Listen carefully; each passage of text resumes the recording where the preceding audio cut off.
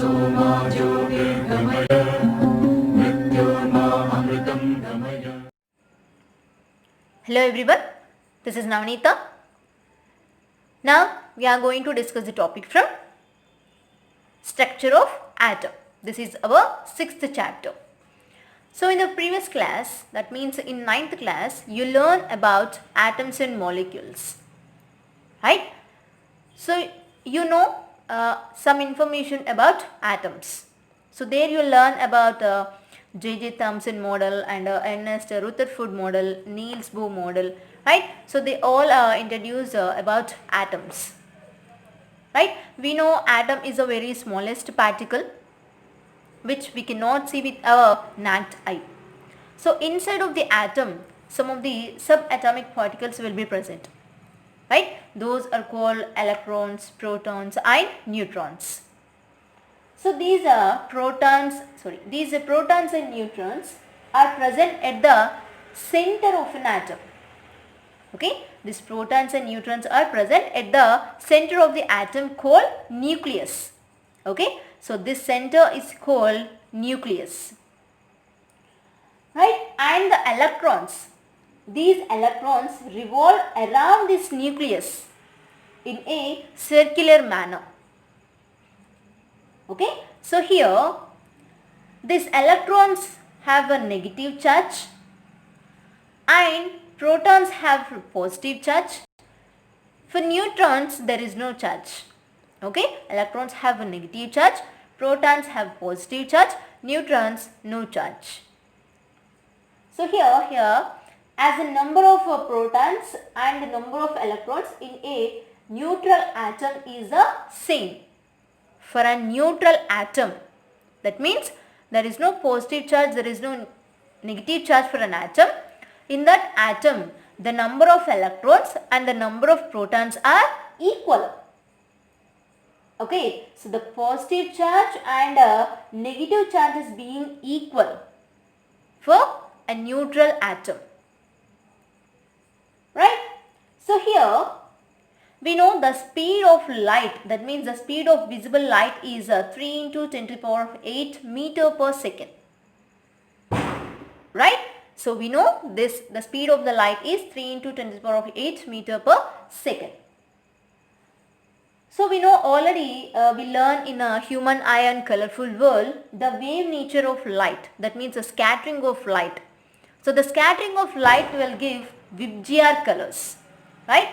So we can observe VIBGYOR colors. We know the wavelength of violet color is less and the wavelength of red color is more. So if the light wavelength is less, means it has a greater frequency, right? If the wavelength is greater, then the frequency is less, right? We observe in scattering of light different colors, that means VIBGYOR colors, right? So here we know in this chapter we are going to learn all these topics. Here all atoms have subatomic particles. We have so many atoms in the periodic table, that means we have 118 elements in the periodic table. So all the atoms have subatomic particles. So atoms of one element is different from other. So how electrons distributed in an atom? So here the first question, all atoms have subatomic particles, means yes, here all atoms have subatomic particles but differ in number. Okay, so every atom consists of subatomic particles like electrons, protons and neutrons, but here the number is different for different atoms. Now atoms of one element is different from another here because they have a different number of subatomic particles. So here atoms of one element is different from other because they have different number of subatomic particles in that, right? Now how electrons are distributed in an atom? So here electrons are distributed around the nucleus. Okay, so the electrons are distributed around the nucleus in subshells of orbits. Okay, so the electrons are distributed in an atom, right, around the nucleus in subshells of orbit. So we will learn about this deeply in this chapter. So now here I want to explain the wave nature of light. So light is an electromagnetic wave. Okay, light is an electromagnetic wave. That means electromagnetic waves are produced when an electric charge is vibrates. Okay, electromagnetic waves are produced when an electric charge is vibrates. So this vibrating electric charge, okay, so this vibrating electric charge creates a change in electric field. Okay, here the vibrating electric charge creates the change in electric field. So the changing electric field creates a changing magnetic field. Okay, so due to this vibrating of electric charge, this electric charge creates a change in this electric field. Okay, this change in electric field creates a change in magnetic field. So this purpose continues with both the created fields. Okay, so this process continues with both the created fields being perpendicular to each other. So this electric field and magnetic field are perpendicular to each other. Okay, that's why here this process is continuous here, right? So these two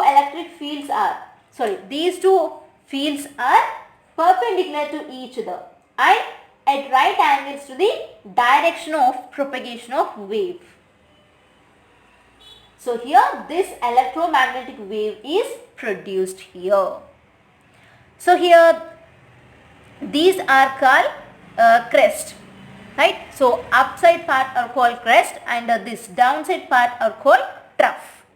So we know the distance between two successive crests or two successive trough is known as wavelength. So the wavelength is denoted with lambda, right? The distance between successive two crests or two trough is known as wavelength. So that is denoted with lambda. So here we can take this here.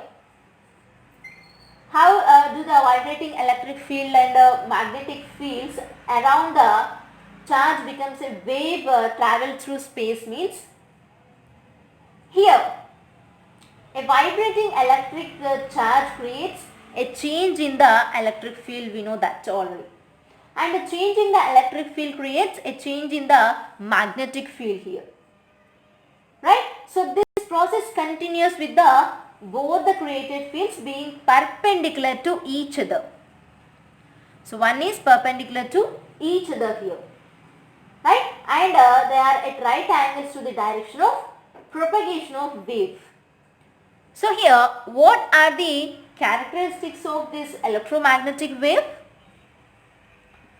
So electromagnetic wave is characterized by wavelength lambda, frequency nu and velocity c. Okay, so this electromagnetic wave is characterized by wavelength lambda and